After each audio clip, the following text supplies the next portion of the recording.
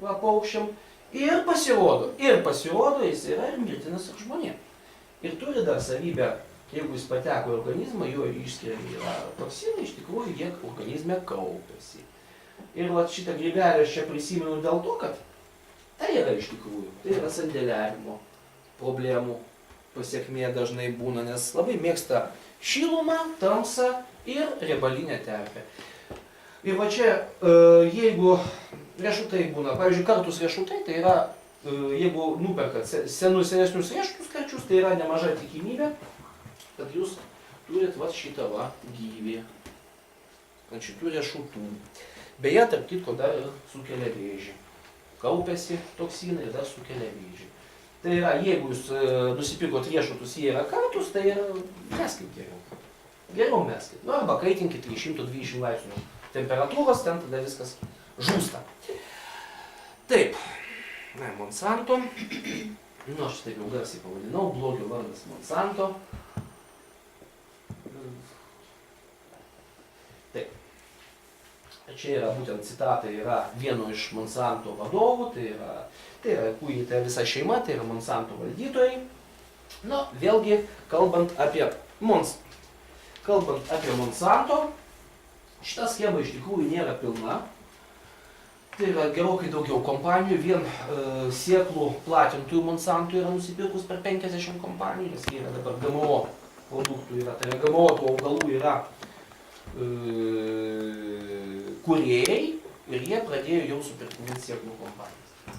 Tai yra Monsanto. Monsanto 19 amžiaus pabaiga, tai yra atradus sachariną, Monsanto tapo sacharino gamintoja Amerikai. Šiaip Monsanto istorija galėjo pasibaigti jau 20 amžiaus pradžioje, nes sacharinas turėjo tokią garbę tapti viena iš pirmųjų priedų cheminių ir vienu iš pirmųjų priedų, kurie būtų buvę uždrausti. Viskas būtų buvę taip ir atsitikę, jeigu tuo metu Ameriką nevaldė cukraligė sergantis prezidentas. Nu, Monsanto rado kelių, kaip prieiti iki prezidento, nunešti sachariną ir sacharinas buvo jau toliau įteisintas. Ir Monsanto iš tikrųjų yra gamintoja sacharino po šiai dienai. Tai yra ne Monsanto, dabar kaip vadinasi padalinys. Taigi Monsanto kuom dar yra įžymi? Nu, įžymi yra, kad Amerikos atominiam projekte dalyvavo. Monsanto nuo pat savo atsiradimo labai tampriai buvo susijusi su karinė chemija, čia cheminė kompanija iš pat pradžių. Vėliau Monsanto šiaip visų priedų kažkiek, tai prie visų priedų kažkiek yra prisidėjo, ciklamatą gamino. Ir paskui, kaip aš jau minėjau, atsiradus aspartamui, visiems atsiradus naujam kažkokiam labai ekonomiškai, tai yra perspektyviam priedui, Monsanto be abejo šito priedo įmonės nusipirka kompaniją. Tai dabar jau jie po Monsanto pavadinimu dabar iš tikrųjų tik tai yra jų padalinys, kuris užsijama būtent žemės ūkiu. Tai yra GMO užsijama, ten dabar pasiskirsti yra. Bet faktas tame, kad tai yra kompanija, kuri pastoviai yra tam smaigalyje visų tų procesų. Ir iš tikrųjų metodai pas juos yra prasti darbo, su etika labai stipriai prasilenkiantis, nes jie yra ir Agent Orange, tai yra repelento, tai yra augmeniją naikinančio, Vietnamo karo metu gamintoja kartu su BASF, man atrodo, irgi. Tai kompanija, kuri iš principo neturi kažkokių tai moralinių, kažkokių tai skrupulų per didelių. Neturi. Taigi, dabar prisiminiau apie tą kompaniją, aš iš tikrųjų prisiminiau apie ją daugiau dėl to, kad sekantis yra vis dėlto GMO klausimas. Dabar su GMO, vėlgi dabar pradėti išsamiau aš tiesą nenorėčiau, nes iš tikrųjų čia 2 valandom būtų pokalbis. Ir pokalbis būtų su ginčais. Nes faktiškai nei GMO priešininkai, nei GMO šalininkai pakol kas neturi 100% argumentų viens kitą priploti. Jeigu jau taip kalbėti visiškai atvirai. Taip, yra jau kai kurios žinomos blogybės yra, bet dėl to, kad mes su GMO gyvenam apie 20 metų tik tai. Iš tikrųjų, kai GMO atsirado žemės ūkyje, iki tol taip buvo, ten GMO produktai buvo, bet žemės ūkyje apie 20 metų. O jau tampa aišku, kad vis dėlto, jeigu ir poveikis yra, o poveikis vis dėlto greičiausiai yra, poveikis vis dėlto yra genetiniam lygmenį. Tai yra turi visiems pragyventi bent 2 kartus. O ten jau bus aišku, ar mes pripratom prie šitų naujų visiškai maisto produktų, ar ne. Tai jau bus aišku. Bet kokiu atveju GMO turi sėkmė GMO, tai yra vis dėlto komerciniai plotmėj yra jų sėkmė. Nes GMO tai yra vienas iš tokių pačių rimčiausių būdų vis dėlto prieiti prie maisto monopolio. Aš irgi labai atsargiai kalbu apie maisto monopolį, nes vis dėlto visokiausių sąmokslo teorijų egzistuoja pakankamai daug. Kad yra kažkokia pasaulinė vyriausybė, kurie sėdi Baltojų rūmų ten 3 aukšto, -9 aukšte ir jie sprendžia, kaip čia visą maistą monopolizuoja. Bet šiaip iš tikrųjų prie maisto monopolio iš tikrųjų einama dėl visiškai natūralių priežasčių. Atsirado galimybė pagaminti maisto vienoj vietoj daug, pagaminus daug užmušt konkurentus kainomis, atsirado galimybė maistą išsaugoti ilgai, atsirado galimybė maistą nuvežti iš Portugalijos į Lietuvą, tas maistas dar valgomas iki tol. Be abejo, tas monopolizavimas vyksta natūraliai, tai yra ekonominiais metodais, tikrai ne per pasaulinę vyriausybę. Tai va, bet GMO dėl šito jis yra labai patogus, nes GMO augalai savaime yra autorinės teisės objektai. Jeigu jūsų, tai yra ne jūsų bitutė pati savo šeimynė, jeigu bitutė nuskrydo ir perskrido tvorą, o jei tvorą tai gali perskridti iš GMO lauko į jūsų lauką, Amerikoje buvo. Ir pas jūs jau pradeda augti jau nauji augalai, tai jie jau yra su pakeistu genu. O šita medžiaga yra autorinės teisės objektas. Teismai Amerikoje buvę. Tarp kitko, kai kas sako, kad teismai buvo pralaimėti, iš tikrųjų netiesa, iš tikrųjų ūkininkai Amerikos yra atsigynę šiuo atveju. Dabar yra visa kampanija vyksta, kai ūkininkai patys bando GMO augintojus, bando teisti su GMO augintojais, kad per juos jų tie natūralūs tie augalai, tie tikrieji augalai nukentėjo, jie negali nuimti derlių, jie dabar yra užteršti. Tai va, Pasaulio bankų įtaka ir Tarptautinio valiutos fondas, Tarptautinis valiutos fondas, tarp kitko, labai aktyviai siejo kreditus su šalim su GMO įvedimu. Tai yra Indijos atvejis. Indijos atvejis tai yra, kuomet indai yra gavę praktiškai veltui, yra gavę medvilnės, kaip kitas atvejis, gavę ir praktiškai sėklas veltui ir jiems buvo aiškinta, kad sumažės pesticidų naudojimas. Bet ten yra toksai mažas dalykas. GMO nemažina agrochemijos naudojimą. Iš tikrųjų nemažina. Nes išnaikinus tos pagrindinius kenkėjus, visą laiką yra mažieji kenkėjai. Taip, kažkoks tai atsirado kažkoks baltymas, kuris yra kenksmingas tam pagrindiniam kenkėjui, tarkim, jeigu apibūdinęs kažkoks Kolorado vabalas. Bet dar be jų yra daug kitų, kuriem tas baltymas visiškai yra neįdomus, pradeda daugintis kiti. Taigi, rezultatė turime ir GMO, ir turime pakankamai daug agrochemijos. Tai yra ir jau 2008 metai Jungtinių tautų organizacija jau tada buvo priėjus išvados, kad GMO bado problemos neišspręs, o bado problemos sprendžiama vis dėlto kitais metodais. Tai maisto gamintojai proteguoja maisto kontrolės įstatymus.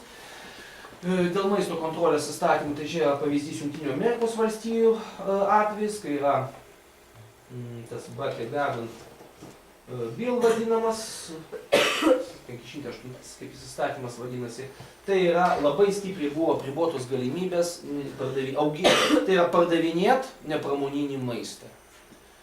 Tai yra, jeigu jūs užsiauginot prie savęs maistą, jūs jau negalėjot laimiai parduoti. Ir vėlgi šioj vietoj visą laiką išlenda oficialiai tai pateisinant, išlenda geri ketinimai. Mes už tai, kad tarkim, kad jūs neužsikrėstumėt kokią ten žarnyno ligą.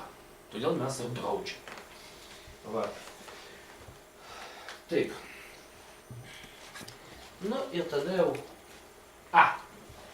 Na ir čia toksai nuotaikai pakelti Tėvynė Lietuva. Kaip atrodo šitam Tėvynė Lietuva. Čia yra paimta iš maisto veterinarijos tarnybos puslapio. Aš labai mėgstu šitą puslapį iš tikrųjų. Ne, šiaip dirba ten šaunūs žmonės, bet jie neturi įrankių iš tikrųjų. Daugeliu atveju jie pasiruošia kažką padaryti, bet jie sako, mes neturim įrankių, įstatymus neleidžia. Europos direktyvos neleidžia.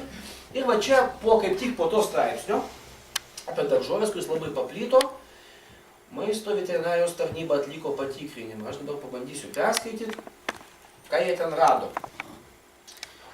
Taip. Kažkiek tai buvo mėginių ir buvo kokie pažeidimai. Vaisių ir daržovių su lygų požymiais ir puviniais. 11%. Formos defektas. 5,4. Jeigu kas nežinot, egzistuoja. Dabar tai bent jau agurkus galima kreivus pardavinėti.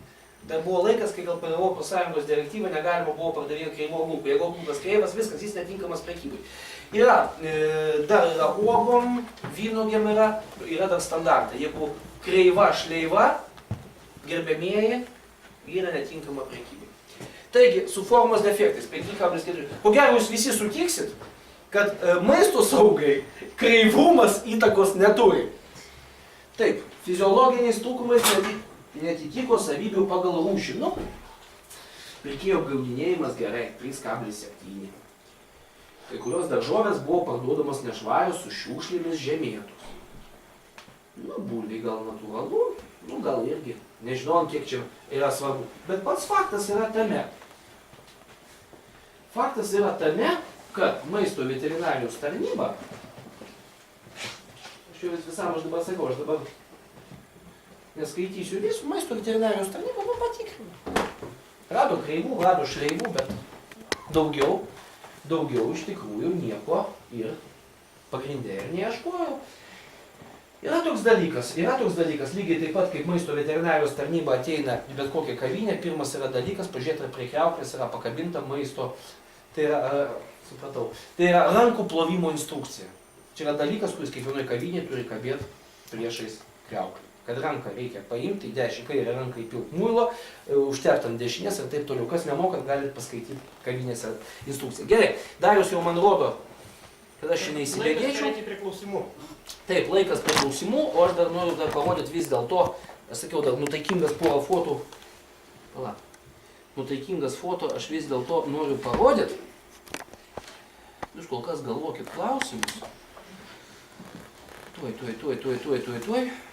Tiesiog pamatau, kad tos mano taikingus foto. Kolekciją šiaip neblogą esu sukaupęs ir man labai daug atsiuntė paskutiniu metu irgi. Mano taikingi vaizdai. Vienas, aš nežinau, čia guli pas manęs. Ir mes jį pastatysim. Garsiai paskaitysiu. Ir jūs suprasit, kodėl šitas vaizdas yra labai nutaikingas. Dar užbūrinti paskaitysim, kad laiko liko. Tai yra taip, ką jūs čia matėte, čia yra aliejaus įpakavimas. Aliejus, Vilnius, velnias. Čia pas mane jisai, ne į tą pusę. Ne į tą pusę, man. Gerai, bandykim taip. Aliejus, Vilnius, su karatinu. O čia, žinokit, nesimato, bet čia parašyta. Iš Lietuvoje užaugintų sėklų. Kokio augalo? Pasakykit jūs man. Iš Lietuvoje užaugintų sėklų. Fantastika! Palmės auga. O dabar viso šito paslaptis. Žiūrėkit, paslaptis. A mes žiūrim kitą pusę. Kągi mes matom? Aliejus su karatinu Vilnius. Taip. Pagaminimui, sudėtis 85% rapsų aliejaus. Ko gero, kaip rapsai atrodo, jūs matėt. Lapų jie tokių neturi.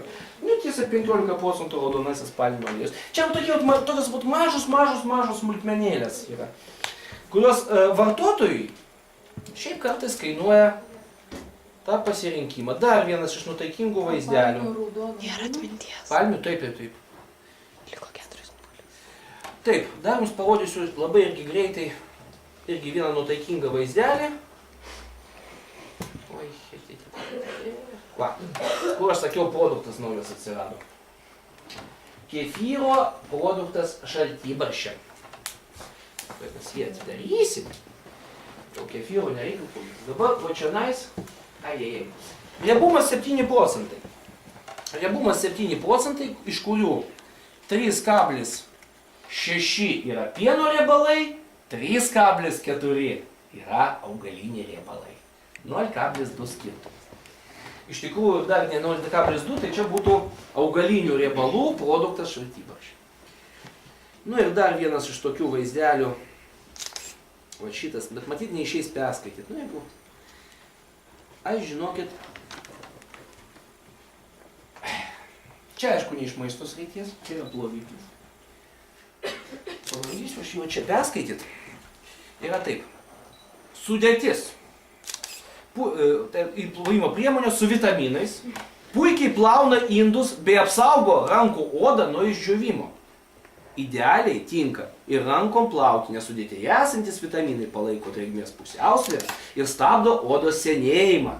Tai priemonė, norint turėti gerai prižiūrėtas rankas. Tai va, mielos merginos ir moteris, nepirkite brangių kosmetinių priemonių. Valiklis indam tai yra puikiai priemonė gerai prižiūrėti rankas bei užtikrinti efektyvų ir riebalų ir nešvarumų pašalinimą. Toliau, malonus kvapai gaiviai atvėsina odą ir suteikia jai, atsiprašau, malonų pojūtį. Toliau, aišku, kažkodėl pašta dėmesio saugoti nuo vaikų, laikyti atskirai nuo maisto produktų. Nu, kas čia yra? Sudėtis! Skliausteliuose. Pagal ES rekomendacijas. Vienu žodžiu, ten toliau, aišku, kažkas surašyta, bet pats faktas sudėtyje.